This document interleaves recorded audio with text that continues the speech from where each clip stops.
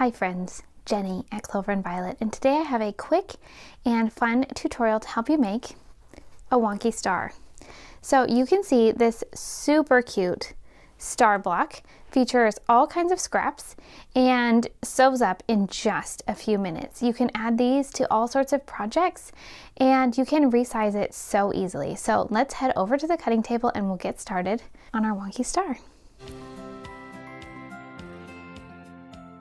Let's get started making our wonky star. So we're making a 6-inch finished block, which will be 6.5 inches before we sew it into our quilt.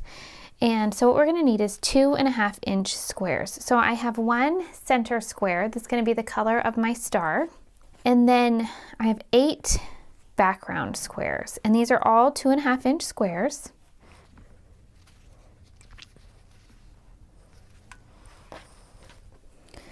All right, and so on a normal 9-patch star, you would make even star points on each of these blocks. But for the wonky star, we have these scraps, and this is a really fun, easy technique. So you're just gonna take a scrap of fabric, any size, as long as your scrap is going to cover the edge. So you wanna make sure it's at least 1/4 inch past the edge. So I'm just gonna go kind of randomly sew this scrap onto this background square, and then we'll trim it and fold it, and I'll show you how we're going to do that. But let me just go sew this on. I'll be right back and show you how I'm going to press and trim that. Okay, so I've sewn this piece, and then I'm going to grab my ruler and I'm just going to trim the white block portion off from my background block. And then what we're gonna do is grab our little ironing board. I'm just gonna set it on top of these things so that you can see it, and we'll just press our seam like so. And then let's take our iron away. And then this is gonna work really great. If you have a square that's the size of your block, that's a really excellent way to trim your star point. So I can use this square. I'm just gonna show you trimming with a regular ruler. So I'm gonna trim it from the back, and so I'm gonna trim it from the back, and I'm gonna make sure that my block lines up to be 2.5 inches again. So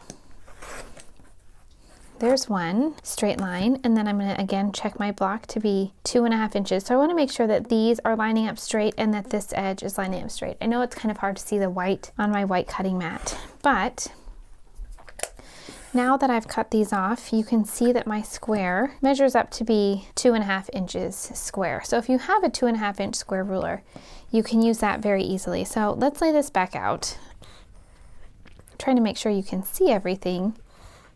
Okay. All right, so here is one point of my star. And then I'm gonna take another fabric, take this little square right here, and we're gonna do the same thing. We're gonna sew it, well, let's use a little bit bigger one. Use this star piece. We're gonna sew it again, overlapping, and then you can see how it's gonna make those star points. So you can see this point is taller, and then maybe we'll make this one a little on the lower side, like so. So I'm just gonna place it again and just sew it just like I did before, and then I'll be right back to show you the other portion of that block. Okay, so again, you can see we've sewn this star point. I'm just gonna trim it here. We're gonna trim off the background, just like we did before. Grab our pressing board, and then we'll press this again open. And then we'll trim again so that our square stays 2.5 inches. And again, I'm just using the lines on my ruler to make sure that this is still straight.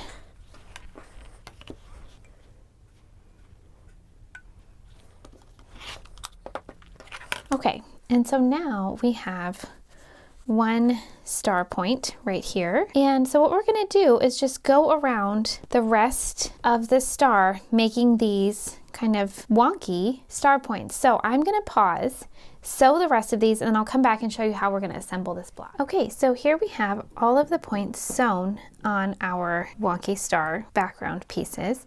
And now we're just gonna assemble this just like a regular star block.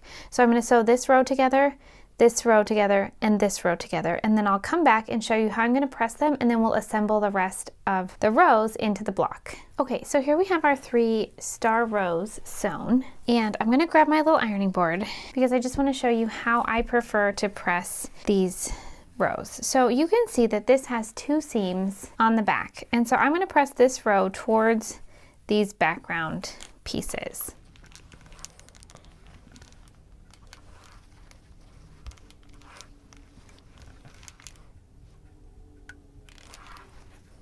And then if we look at this row, these 2 blocks have the seams, and so I'm going to press it towards the centerpiece. So just basically the opposite of what I've just done.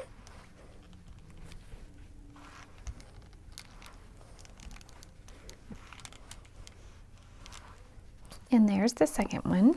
And then the third, again, we have the 2 seams on the back. So we're going to press this one towards the background squares. So I'm always pressing away from the star points. And this is going to allow me to nest the seams. So if you're unfamiliar with that term, let me show you what I mean. When we put these 2 rows together, you can see that these seams go this direction and these seams go the other direction. And so the seams kind of make this nice little nested spot where they just fit snugly into each other right there. And so then when we sew them, our points and our seams on the front are going to line up really well. And that's going to be the same for the top. Again, we have this one is coming into the middle, this one is pointing towards the background, and so those seams are just going to nest right together, just like that. And so I'm going to take and sew these 3 rows, and then we'll come back and I'll give it one final press, and you can see our finished wonky star.